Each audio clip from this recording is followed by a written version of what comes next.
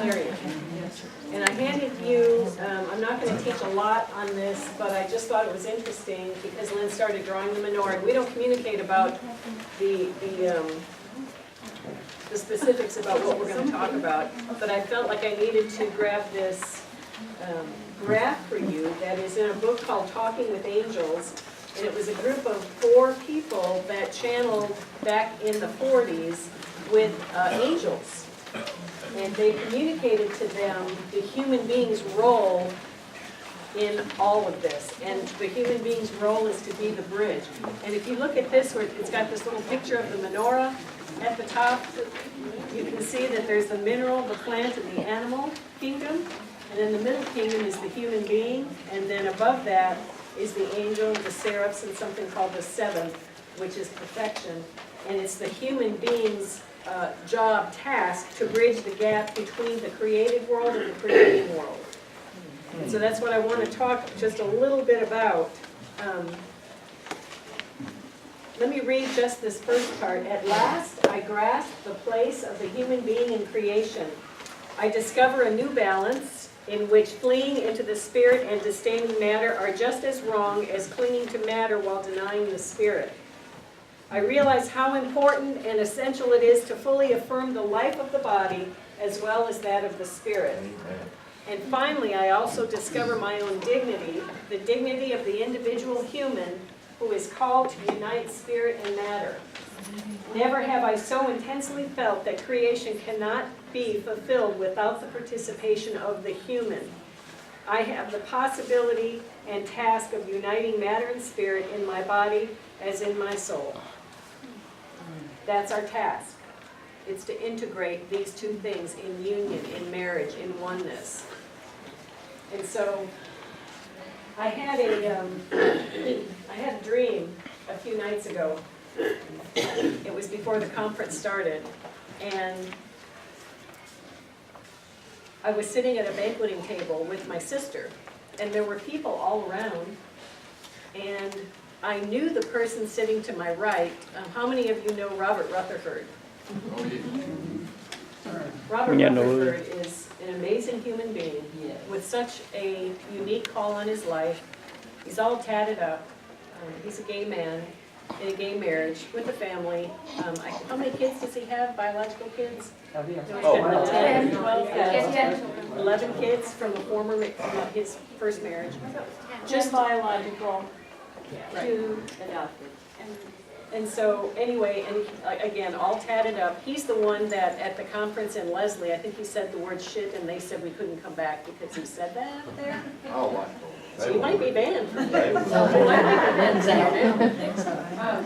Barbara, I think that was someone else. No, it was him. And so what he did was he took up a $10 bill and he crumpled it up. And he spit on it, he threw it on the ground, he stomped on it, and basically said, you can treat yourself like SHIT, and other people can treat you like shit. But at the end of the day, he picked it up and he unfolded it and said, it's still a $10 bill. But anyway, he also sang a song called, he would get up to the piano, and he has this repertoire of singing all these old gospel songs, but with a different twist. And so he got up there and he started playing the piano just beautifully. And this is during intermission while everyone is mingling around and beginning to get their seats again. And he sings, he's got a tenth of the world in his hand. So anyway, he's really a forerunner, amazing man from a completely different vibration than where we are from. But anyway, I'm at this banqueting table and I'm looking at Robert, and he's, again, all tatted up, and I know his history, and I was thinking to myself, I wonder if Karen knows who this is. And I knew the guy across from me also, but I mean, the banqueting table was just one of those brown, old, heavy folding tables that you can pick up. Nothing fancy about it. And I haven't cried for months, and I'm hoping I don't break my record. Because as an empath, I can get down into tears. But I had the realization at this banquet that we were the ones from the parable that were invited in from the highways and the byways. And if you're familiar with the parable, the groom says, send out the invitations, bid my people to come. And so he gets a response from the people and says, hey, we went out and we invited all these people in, but they were busy. You know, they had this to do, they had that to do, they had crops to bring in. And so the groom says, well, then send the information out to the highways and the byways so that my banquet hall is full. And I had the realization at that point that we had made it in, that we had made this cut, which kind of flies in the face of my all will be saved kind of thing, and I'm going to talk about that. But what came out of me in my sleep was this weeping for joy. And I mean, I was doing the ugly cry, you know, in my sleep. And I woke myself up crying, and I was like, oh, I've got tears in my eyes. But so I wanted to share that concept with you about the end of a cycle and making it through to this end of the cycle. I want to talk about this immersion that divinity, this journey that divinity is taking in us. I want to talk about how we were able to be so manipulated and controlled by fear and shame with the church. You know, what happened to us? Because there was a time when we had Plato and Aristotle and Socrates. We had these giants, these people. What happened to our consciousness? What happened to us that we got to this place of such depravity? And there's an answer to that, and that's what I want to teach you about. There's a scripture that says the creature was made subject to futility, not willingly, but by the one who subjected it in hope. And when I hear that scripture, and when I read it, what I see is baptism and communion, what we call baptism and communion. I see us being lowered into the waters of dense human consciousness and experience for a reason. I'm going to say that again. When I see the creature was made subject to futility, not willingly, but by the one who subjected it in hope, I see our human journey, and not just our lifespan, which is regulated to 120 years. Because each one of you, most of you, have cycled through many lifetimes. And you have accrued this valuable information that Lynn was talking about from the lower three kingdoms. Your experience is necessary. Your suffering is necessary. Your experiences are beautiful. I don't care what they are. There is no human suffering in vain. None. None. So I want to start by just briefly telling you, for those that are unaware of the story of Chris, my son, who is in this tragic, traumatic motorcycle accident, lost his arm at the scene. Later on at the hospital, they come to me saying, you know, his blood pressure is 50/20. We have to take his leg off. He's not going to make it. He's bleeding out. And this was the top trauma doctor, Dr. Red Duke, for those that are familiar with him. He just passed away. That was on duty that Sunday to take care of my son. Amazing. Y'all know, being from Houston, he is. And so the doctor's name was Dr. Rose, and I always pay attention to these little symbols that we get, because Rose is a very powerful symbol, and it's a symbol of the Christ. Came to me and said, he's in trouble, we need to take his leg, he's bleeding out. And so at that point in time, I didn't even ever doubt that he was not going to make it until then. And I kind of started going into a place of shock and hysteria internally. And so I'm in the emergency waiting room, and there's a saltwater aquarium in front of me, and there's people just crying and, you know, all sorts of horrible experiences on a Sunday in the top trauma center in Houston. And I'm standing there, and I'm kind of looking at the fish swimming around, and my mind went into this other state.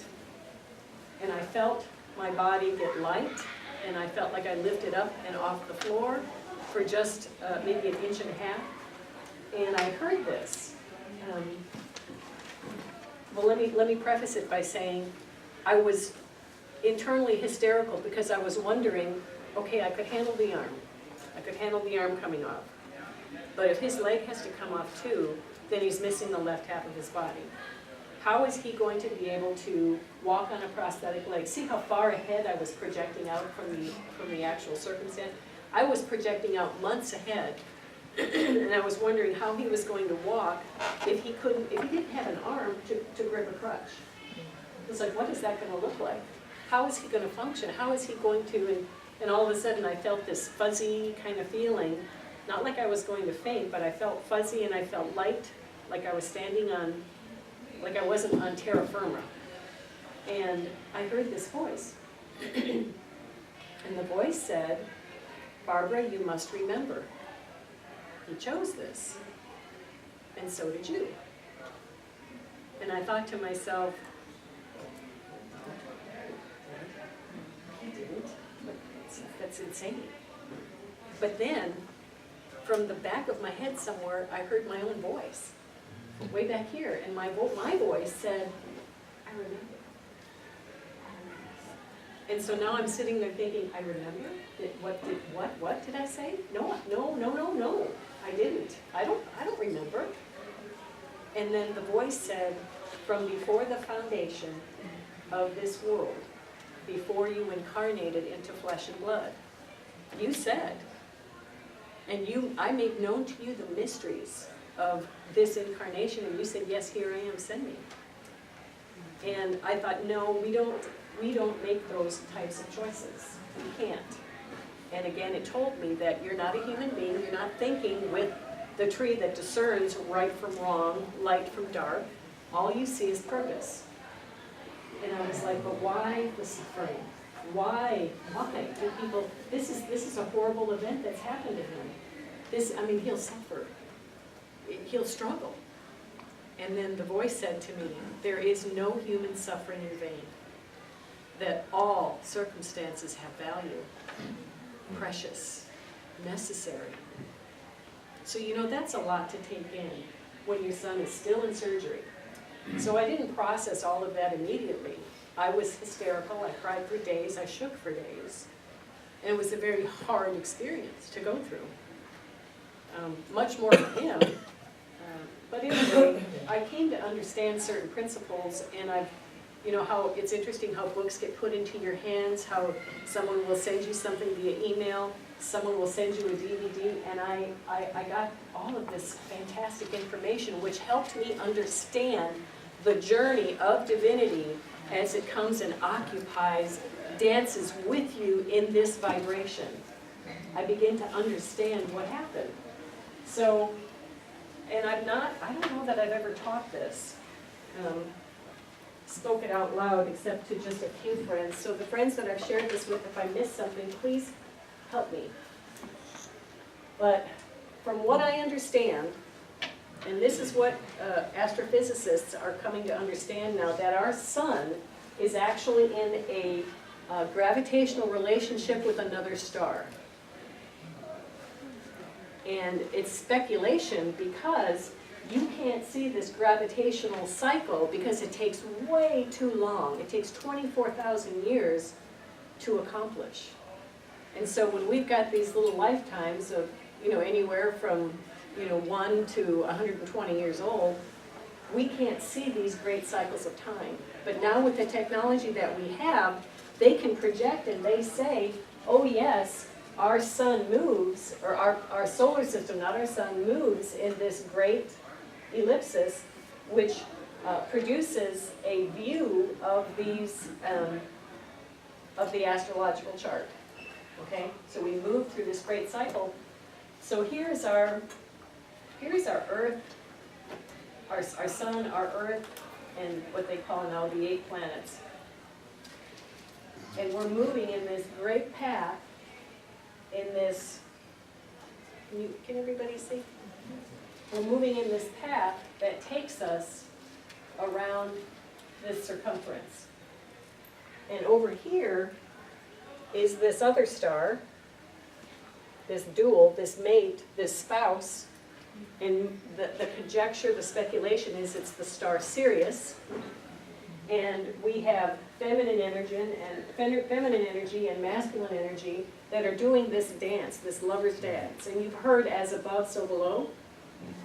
So we express things in our physicality that mirrors something on a much grander scale. So we have this lover's dance of our solar system, our sun and our planets, moving around in this great cycle, and every now and then it intersects here. These two, should have worn this, these two intersect at this place right here where they do this incredible vibrational dance. And how many know, you know what this is? Go ahead and say it out loud. Vesica Pisces. This is where the Christians, the Christian symbol comes from, but it actually comes far before that. Now, also, and I know this is, but this is physiology. What else does that look like? The yoni. The yoni. The legs open wide, and it's the birth portal. And it's the place, people call it the cosmic vagina, okay, sorry. But this is the place where seeding occurs. Seed is deposited in here. But what else happens from that point? Now, Daryl's got to move around to see it now that I said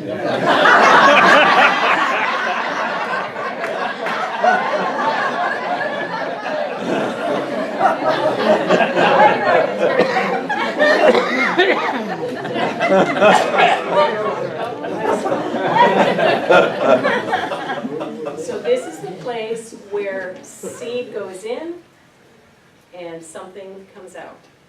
And so in this cycle, when these two, when this is over here and this is over here, I'm just going to draw them real quick here. This is the place of copulation with these energies, and they produce a being that is very, very far advanced. This energy is what supplies our spiritual man. This energy is what supplies our biological man.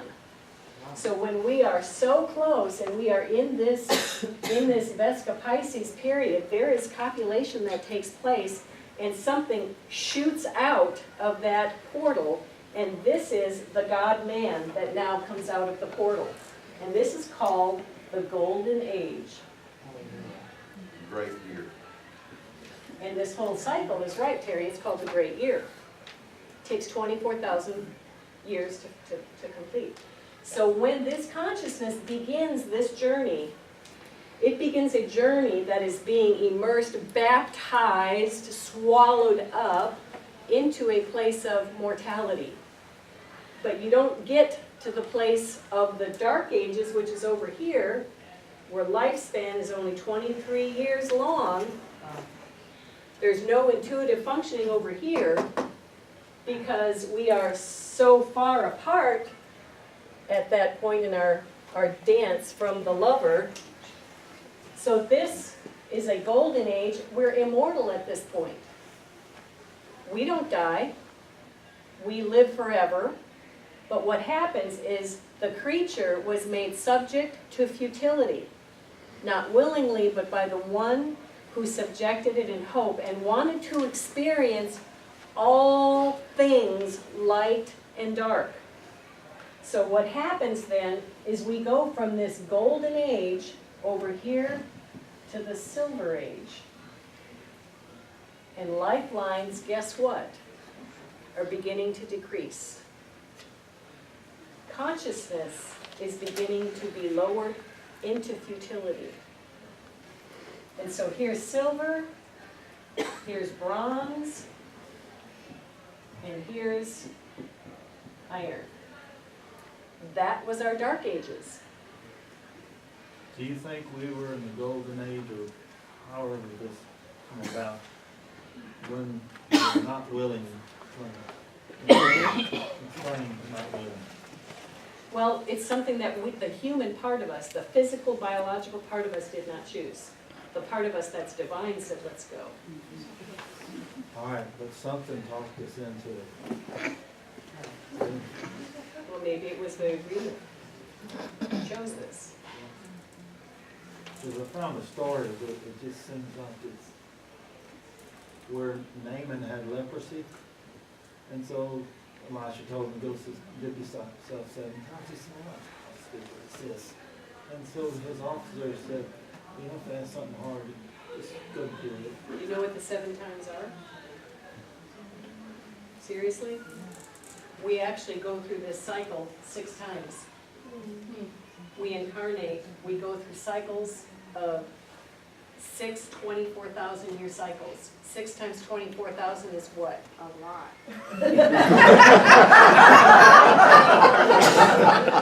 Seriously, can someone do that? 6 times 24,000 is what?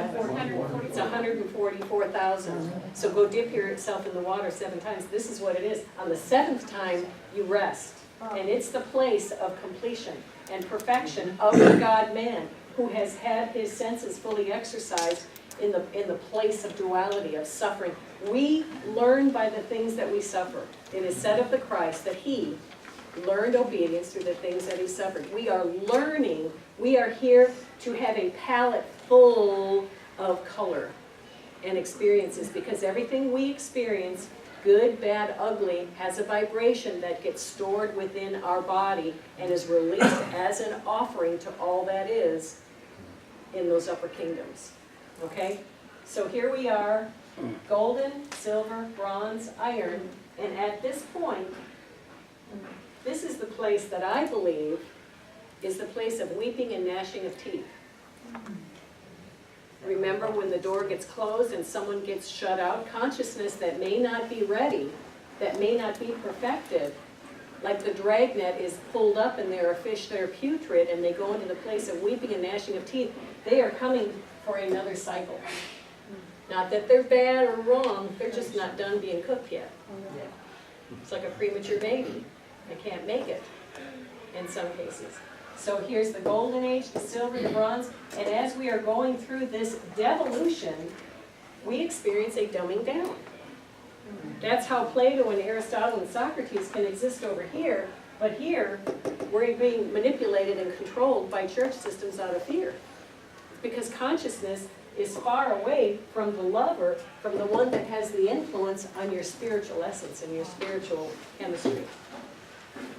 So all that is being lowered into futility right along with us, and we're dancing this dance in our mortal, flesh, carnal selves until the place of awakening, which is where we are. We are actually still in the Bronze Age. No, it's not. That's okay. It's not a bad thing, because this is what I think happens. Remember the scripture that says, had times not been cut short.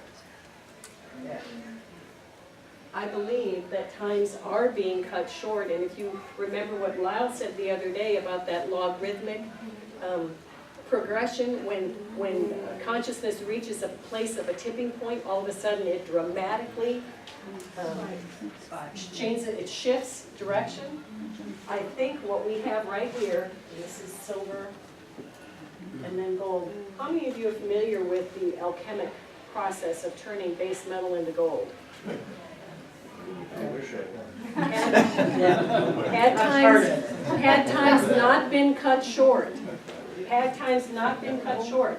I believe that we're having the opportunity in consciousness, and I believe that we're in the 6th day of this 24,000-year cycle, that we have the opportunity to turn base metal into gold. Oh.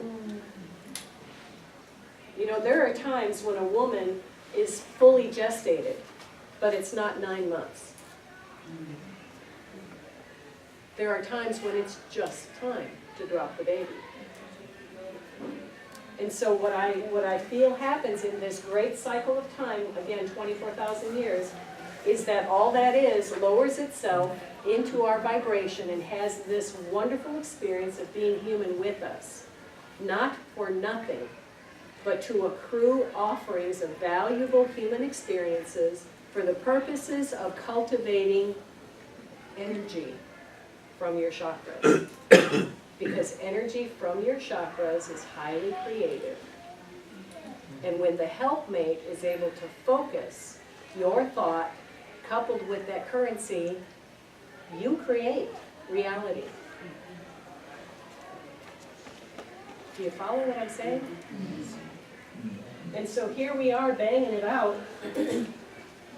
And we go through multiple lifetimes in all different settings. That's why some of you feel really attached to some things that happen here and you know, whatever. It's because we experience as much as we can. Most of the time we leave this earth plane and we say, when can I go back? And we come and we begin to accrue all of this valuable currency for the purposes of transitioning into the age to come, which is upon us, to be at the point of being a conscious co-creator of realities. God in you, Christ in you, the hope of glory, the hope of glorification, of filling the universe, the multiverse, with stuff, with matter, with material, with things that don't rot, rust, mildew, decay, disintegrate. Because right now we have a time limit. When we are immersed into this cycle, there's a time limit to our creations and a time limit to our lifespans, and it varies. And that's where we are. Does that help you understand a little bit of the cycle of things that happen, why we got to that place where we were so easily manipulated and controlled? It's because we're at the farthest point. When we're in the Iron Age, we're at the farthest point from our dual. And so this is, go ahead. I'm sorry. It's kind of connected. You know how there's just silver and gold everywhere? Everybody's selling silver and gold. Would you see that as a sign, a transition sign? Precious. Well, iron being the base metal, like the least valuable, it's sort of a picture of our consciousness in that area. Yeah, it's exactly it. So we're having an incredible time and opportunity right now to accelerate things in consciousness. Whether or not alchemy will happen, I don't know. I just feel I know where we are and I know where we're going. On the other hand, iron is used as the basis of magnetic attraction and separation. So what might appear to be very precious to us now, we might find the opposite of that coming into more better focus, so we better understand the position of iron in our system that we currently operate in. I agree. Let me make a comment about that. If you've never read Walter Cruton's book, you need to read it. He explains this extremely well. The Golden Age is the longest age of any of the four periods. The book of Daniel is based off this chart, the movement of the astrological signs. I was talking to a couple a minute ago, showing them how that Jesus, and of course if you move back into that period of time, or biblical time, you're going to move back into the Iron Age.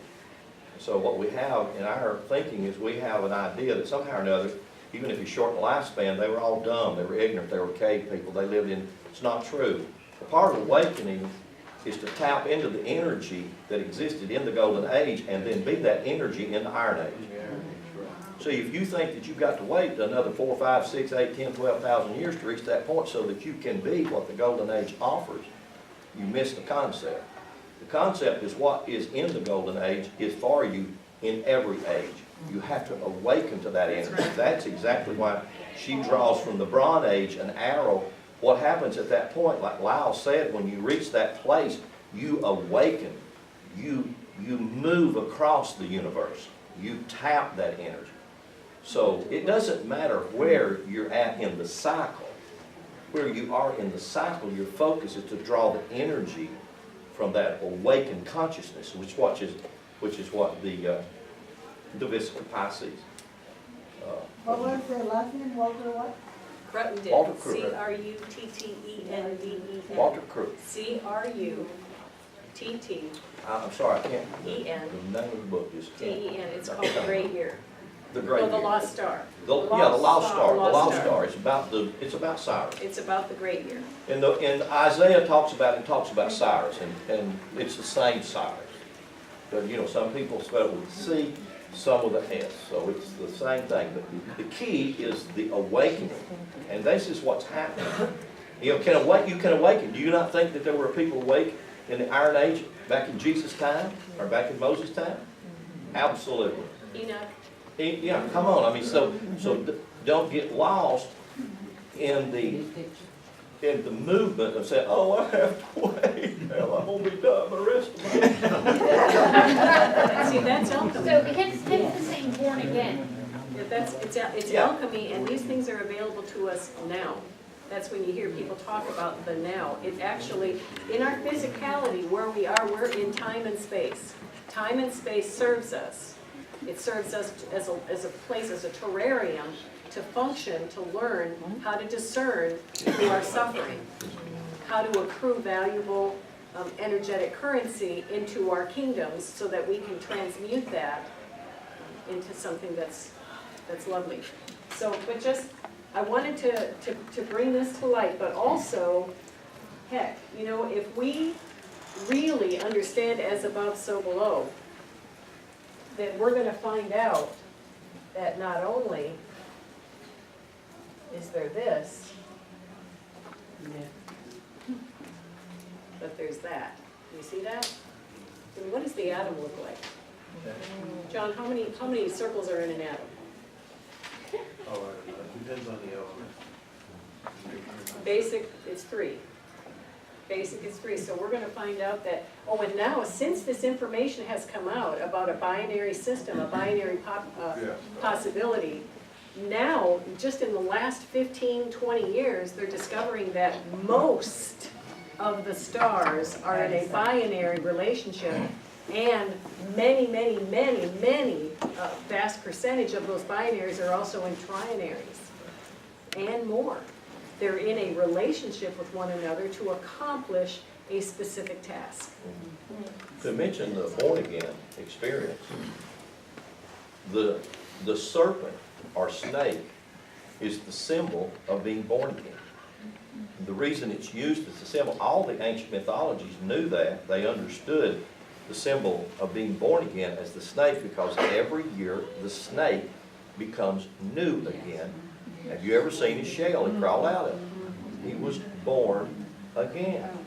And so the very thing that you thought was your enemy was the symbol trying to show you of your reality that you experienced. Wow.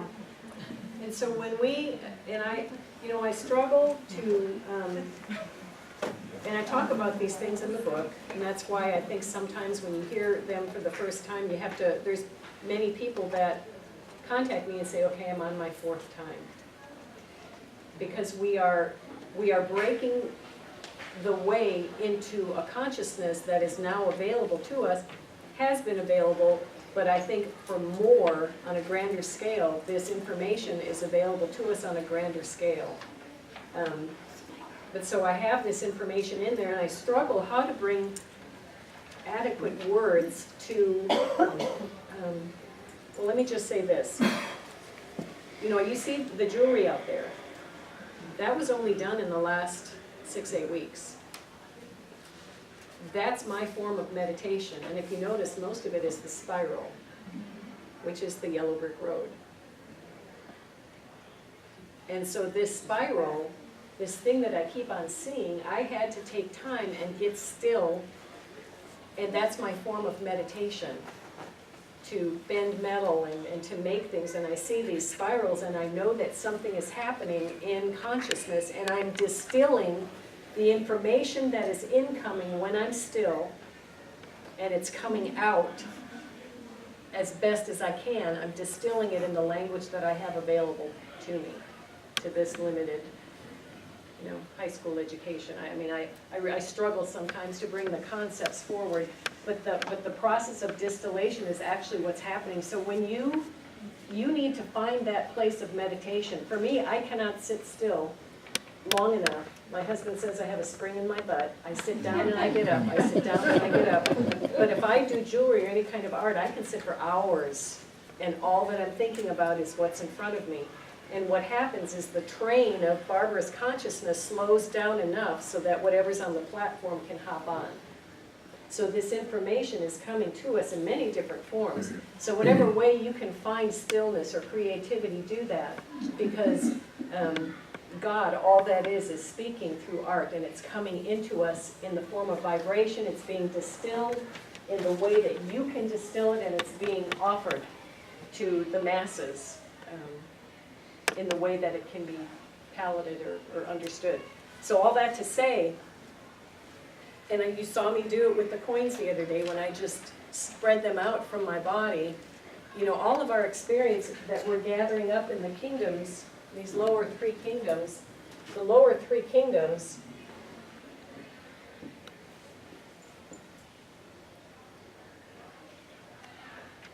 this is what creates the material world. That's the mineral, plant, and animal. That's what creates the material world. So, you know, the vastness of what's out in our universe, and now the speculation that there's multiple and parallel universes out there, and do you get an idea of how small we are here and yet how unique we are? This is the place of learning. We are learning because we feel pain and we feel joy. And through that pain and that joy, we are learning to accrue valuable emotional experiences. What we don't understand, and we're beginning to understand, is that our emotions create at a quantum level. When we emote something, when we feel something, we are sending out a signal from our body, and it is making a request of all that is for whatever vibration it is that we are emitting. So if we are focusing from here and below, and we are having a painful experience, and we are in judgment of it, not having learned yet to separate ourselves from the person or the circumstance that is bringing pain, and when we emote, we are sending out a signal to the universe, and the universe is saying, there she goes again. She hasn't learned yet. Give her what she asked for, exactly what she asked for, in the frequency that she asked for it, because she is I am. Awake, unawake, sleeping, still. So when you awaken and you understand that you are a creator of realities, that's the beginning point. That's the place where you're getting ready to walk the stage of graduation, because you're understanding now the principles and mechanics of creation. And that you have been in your body for all of these cycles, and you've been learning this process. You have been learning to accrue this valuable offering of your experiences. But you have to dismiss the judgment from the circumstances if you are going to have a bank account that does not have liens on your currency. That just came to me. That's pretty good. So when you've got a lien on it, someone else has rights to that currency, right? Wow. Rights to that property. Wow. So when you dismiss judgment, then what you have are no liens on your currency. Otherwise, you've got these cords, and you're continuing to create everything that has brought you pain, disillusionment, despair, all of those lower things, which, when you dismiss the idea and the attachments, the idea that this is evil, when you dismiss that, all you've got left is really powerful, potent energy that can go forth and create solar systems, stars, planets. You know what? Let me tell you something. This has been said to me many, many times, and I never really understood it until just now. And I'm going to say it over you. Your vision has been way too small. Edie, your vision has been way too small. Jack, your vision has been way too small. Y'all, your vision has been way too small. You think you're a human being out here getting your feelings hurt or being cheated on or having to go through a divorce or experience the death of a child, and you're going through all of these things. It's not about that. It's time to come up here. There's many things that I want to tell you about. Your vision has been way, way, way, way too small. You've been in restriction. And I'm telling you what, that restrictive force is what Satan is. It's not a being. It is the force that efficiently holds energy bound in matter. Can I say that again? Yes. Satan is not a being. We anthropomorphize Jesus. We anthropomorphize Satan. We give them human attributes. It is just a principle of contraction that keeps energy efficiently held in matter. That's all it is. It's a principle. Discouragement. It's a principle. It's not a being. It's a principle of contraction that holds energy efficiently bound in matter. And it's the adversary, the opponent of spirit. And it's necessary, contraction's necessary. Absolutely. It serves all that is. That's why, you know, it talks about Job and Satan going and standing before Job. The word stand means stasis. Homeostasis is what's happening to me right now. Because if I didn't have the process of, how many of you are nurses or have a nursing background? If you don't have homeostasis, all of the blood in my body is going to rush to my feet. But I have homeostasis, so when I stand up from a sitting position, the blood vessels in my body, the arteries, whatever, contract. And they make it so I have blood up here so I don't pass out. These are subconscious, what's the word? Autonomic systems. And guess who's in charge of those autonomic systems? Who's in charge of gravity? Or what is in charge of gravity? What is in charge of our physics laws? What's in charge of all this but the God of this world? It's the principle of energy that can hold energy sufficiently bound in matter. That's the great adversary, but helpmate of the Spirit. Yes. And it's here for you. This is your classroom. This is what you signed up for. Energy beings from all over the multiverse said, I want to be human. I want to experience it. I want to know what it's like to be in a body. I want to know what it's like to feel pain, to feel joy. I want to know what it's like. I want to. Beings from all over the multiverse petition for the right, the honor, the opportunity to be here right now in this time. So if you wonder if you're out of this world, or you look at your wife and you think she's a little crazy, well, she's not from this vibration, and neither are you. Now, your biological DNA may say you're from here, but the energy that animates your body is not. You are here learning. You are here learning how to be human, and you are learning how to be divine. You are learning how to mingle the two in marriage, and you are producing what is called Christ. Not a being, a verb. It's a powerful story. Your vision has been way too small. You need to blow the doors off of how you think, and you need to expand. And that is easy. Do it with vibration, focusing on things that are joyful, lovely, of a good report, higher energy things.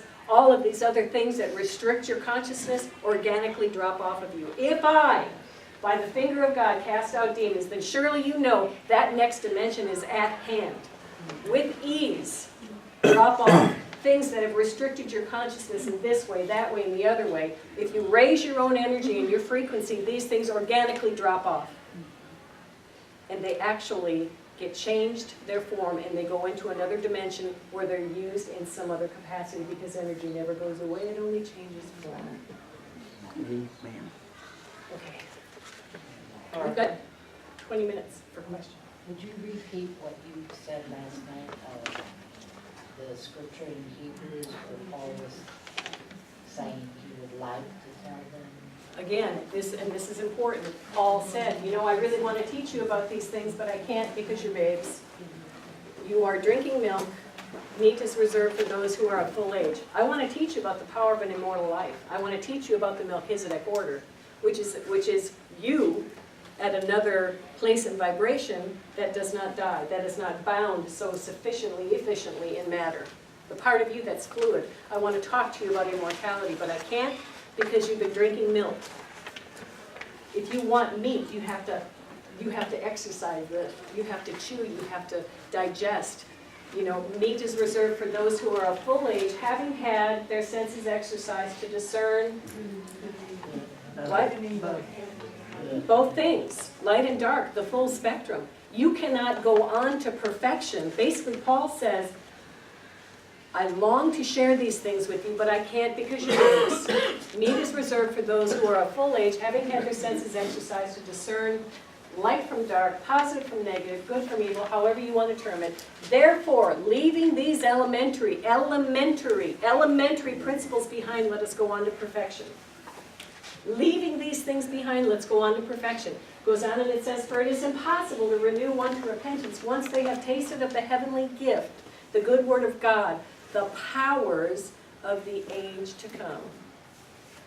And two more things that I don't remember. That's our inheritance as beings that are transitioning in consciousness, that are moving, continually evolving. That's our place and our position. So I'm going to leave you with this. Your vision has been way too small. Lift your eyes and see. Yes, ma'am. On the note of our vision being enlarged, a short word that was given to me not long ago was, weave into your mind, dwell upon the unlimited possibilities. That's good. That's good. Okay, we've got a short time for Q&A. If there's any Q&As, if there's any Q's, there may be some A's. Go first, because I'm still processing. Lynn, Gary? Well, I guess we can just stay sitting. Yeah. I was wondering, and you got into this because I was going to ask about that 24,000 year cycle and all that, but how does this tie into these ancient civilizations where they, you know, the Marines, people like that, that done all these things in the From past? another 24,000 year cycle. That's why they knew that if they built structures hewn from stone, when we would go through this alchemic cleansing process here, that everything that is hewn from wood, hay, stubble, goes through this purification process and the earth is reseeded and it starts again. But some of these structures from this passing age make it through that time of purification. And test that with your own guidance and Well, ask. that's what I was thinking, it was from different cycles. Right. That's why things can be, from the Emerald Temple, is 36,000 years old, they come from another dispensation. And these cycles don't all look the same. You know, they don't proceed exactly the same every time. And also, this will be the last one, with all the energy that's floating around, the energy that comes off the sun's really controlling most of the weather, earthquakes and all that here on the earth. So you've got all these waves going around. You know, they're particles and waves going throughout the universe that's actually controlling everything that we do. And that all ties into here somehow. And I'm trying to picture it in my brain, I still haven't quite seen how all that ties together. Because all that stuff is going around. When you do, you'll get a session to teach. So be careful what you say. Another thing I want to say really quick is that in a lot of our, like in a lot of the books that you read, they say that this cycle is actually 25,693 years long. That's not accurate. Because what happens is we take this small little piece of time and we multiply it and think that, okay, for some reason it's 25,693 years. But what happens, that's exactly what happens. As these two begin their dance, when they're at this farthest point, it goes like this. Yes. You see that? I'm not doing it really well, but they speed up. I felt like that was direct correlation with the chart about the 10% and then it goes like this. Right. Acceleration. It is, there's an acceleration. Go ahead. Okay. Woo! Breathe. Okay, first I'll feel led to share this part. Last night when the session started, I kept hearing in my spirit, something old, something new, something borrowed, something blue. And this whole theme, like this whole week, actually even on Friday night when I was getting ready, I just felt like the preparation of the bride. And it's been the theme of the whole weekend, and I didn't even think I bought this out for a wedding earlier this year and put it on today, and then, where are you? This song she had playing, it's all about a wedding. I mean, I'm intoxicated with my lover. So it's just so beautiful, and the highways and the byways, like I'm experiencing this. And in I was wrestling all weekend, and then now it's just culminated. And I know everybody's got different perceptions and experiences, but I'm like, you are a thief in the night. My Jesus is just all over the place, sitting quiet, while everybody's out there fighting over doctrines and this and that, he's just sitting and he's just, that living water's going to every single political, religious, whatever. So I just had to share that, 'cause that's That's very powerful cool. to me. Just really quick, you were talking about the judgments and the courts. I've been experiencing some personal things, and I had a question. I feel like I've let go, like I think I've done what I've needed to do to kind of cut some of that. But I guess my question is, what if they haven't consciously done it? Doesn't matter. Can it still, because I'm It just, doesn't matter. We're responsible for our own self, and when they still retain judgment against us, it's their path, it's their school. okay. When you move, see, it's like we become Teflon. When we enter into that place of non-judgment, remember when Jesus said something like, the God of this world has no handle in me? Something like that? We're Teflon. Nothing, the vibration of pain and hurt and all these lower things are incongruent with an ascending frequency of joy and love and appreciation and non-judgment.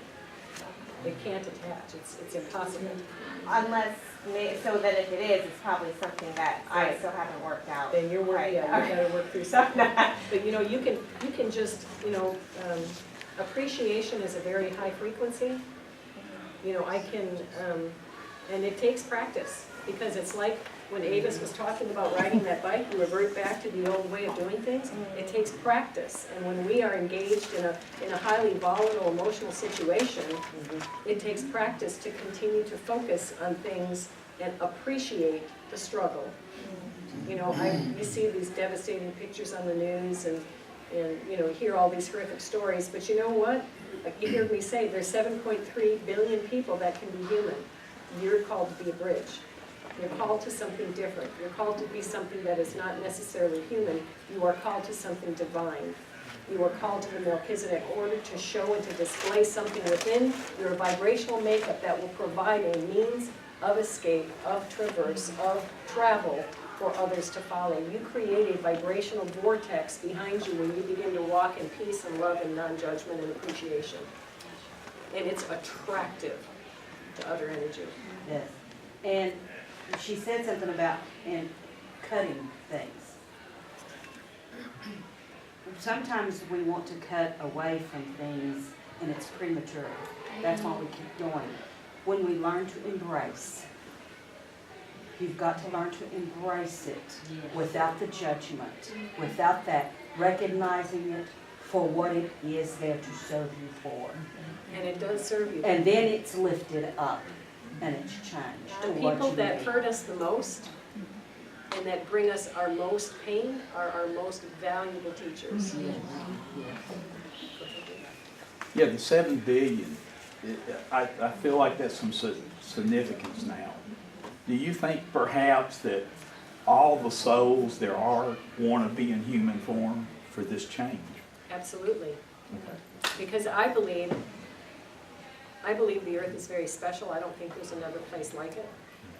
Now, there may be someday, or at some level of consciousness, but I don't even know how to explain it. I think it's very special. And I like the word virgin in all of our cultural stories, born of a virgin. To me, that speaks that there is not another place ever that has been penetrated by the divine into the material world.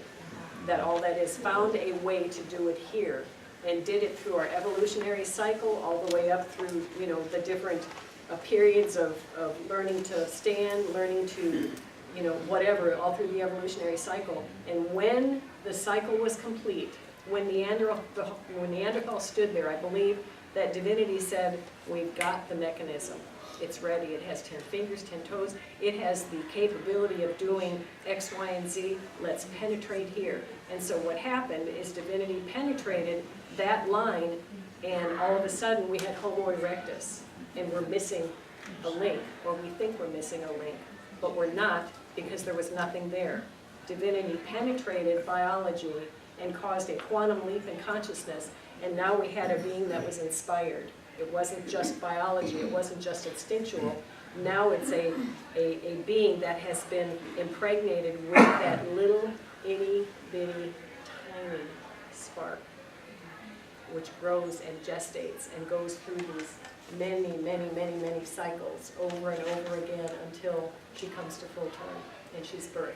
And that birth is what goes on. If you look at a piano, there are 5 black keys and 8 white keys, 13 keys altogether. One is a C, a bass C, and then a repeating C. These are all tones in our octave, different dimensions that we can have different experiences in each one of the dimensions. You heard me say that we're going on to the 5th. A Melchizedek priest is one that's been through all 12. And once he gets to the 12th and he's at the 13th, he has the opportunity, whether he reinserts back in space and time or he goes on to the next set of experiences. I don't know why I said that. But so just suffice it to state that your vision has been way too small. And the information that I have, that I speak of, that Lynn speaks of, it's in you. You can remember. Remember in the movie The Abyss? Yes. Where he's forced to breathe in this red fluid so that he can go to the depths. And they said to him, he's going through the process of drowning because he's got to inhale this fluid so that his bodies won't collapse under the pressure of such depths. And they say to him, you did it for 9 months, you will remember how to do it. Wow. We will remember these things because you've been through it already. How many times? It's there in your consciousness. It's there in your DNA. It's not junk. That's filled with valuable information. And all any of you need to do is ask, seek, knock. And the information that is for your journey, not Lynn's, not mine's, not Annie's, or anybody else's, the information that's expedient for you will appear. That's the saying, when the teacher is ready, the student appears. Do we have the option to collapse the time frame from the Bronze to the Middle Age? Absolutely. I don't know how it's done, but I know that it's there. That's what alchemy is. So it's a Time is principle. coming and now I want to is. make a point that when I was driving in my trash truck Friday, we haven't had rain in 6 months. So when you drive the pavement, all we have had is heat. So therefore, the crystals, the oil, the Mashiach, the oils off the tires gets burned into the pavement. For 6 months, I had no trouble with traction. Then the rain comes. What's the rain do? The rain reveals the crystals. The rain has brought all of the pain, all the things that was necessary to have the oil smeared, because in the Greek, crystals means to smear the oil into. We're not just having oil, it's been smeared into us, and this rain is revealing the oil that we need for the shift. And when I turned the corner, my trash truck went sideways, which told me that there are many people, because of this cycle, even though they don't even know what's going on, are going to shift into this thing because the oil has been revealed because of the rain. Hallelujah. That's the 10%. You take what you learn, you go home and you pollinate yourself over and over and over again. It's the time of Deborah, the time of the bee. You pollinate, and you produce crops. And so you take what you have and you begin to pollinate others. And pretty soon that tithe, that 10%, grows to 20 and 30 and 40 and 50. And it works. And you know why it works? Because love never, ever, ever fails. But to go along with what Ray said, how do we, Jesus told the woman at the well, the time is coming and now is. So both concepts are always in play. There's more that see the now. And I love that you said that, Daryl, because the woman at the well, remember the woman at the well who said something like, Jesus said to her, you've been married 5 other times and the woman you are with now, or the man that you're with now is not your husband. Go and sin no more. That's the 6 cycles. 5 and 1 is 6. That's the 6 cycles of the woman that have gone around, and we have joined ourselves to another lover for the purposes of growth. And Jesus announced at that time that this is the end, go and sin no more. Sin is the atmosphere that is created when you live according to the ego. Everything that you create from here down is mortal and temporal, and he's telling us to go and sin no more. Isn't that powerful? Yes. I just want to throw a couple things out that I'm looking for answers for, and maybe others may also. Okay, one is a dream that I had some time back. I married a man named Levi, and I remember Levi being talked about. You're talking about the order of the house. Yes. And we were sitting on a couch, and I could just feel him next to me, and I remember he was on the left side of me, I held his hand, and he anointed my hand with oil. That's beautiful. So I'm just throwing it out there. She wants you to tell her. Why? Well, in the Song of Solomon, and we've got to wrap up here in just a few minutes, in the Song of Solomon, in chapter 4 or 5, I believe, they get shut into the wedding chamber, and they consummate their relationship. And it says that she rises up to open to her beloved. He went out into the garden and gathered up all these spices, and he knocks on the door. And she rises up and says, where is my beloved? And she goes to the door, but her beloved has withdrawn himself. And this speaks of some of the cycling that we go through. But when she went to go put her hand on the lock of the door, and all of this is so highly symbolic, it says suddenly that, and my hands dripped with myrrh, which is the symbol of our very human and mortal experiences necessary to accrue for where we're going in this age that we are on. So, it's very cool symbolism. Good stuff? Yes. Terry? Let me ask this. Does anyone in here experience, so I'll know that I'm not nuts, completely nuts. Do anybody have what has been defined as tones? Do you have anything that comes from the middle of your head that feels like, you ever been standing by Raise your electricity? hands and show Terry's support. Have you ever heard electricity? And how you think it sounds if you're close to a pole? I have that all the time, and when you just told Lynn about it's too small to write, that same tone went into 2 different tones. Yeah.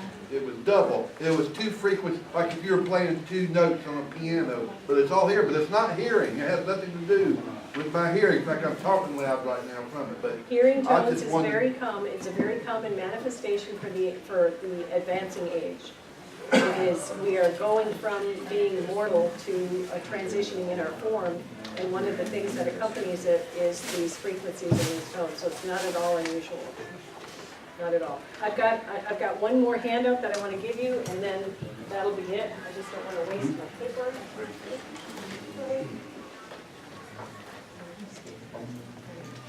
This will add to what I said about Satan being anthropomorphized, and it's not what we think it is. For anyone who has not read Ken Carey's The Third Millennium, a very powerful book, I would encourage you to get it. You can get it on Amazon. But this little handout that I only touched on talks about the principle that Satan is, that holds energy efficiently bound in matter. The whole chapter 4 is about the transmutation of error, which is about who and what this force is, and I think you'll really enjoy it. So did you want to say anything in closing?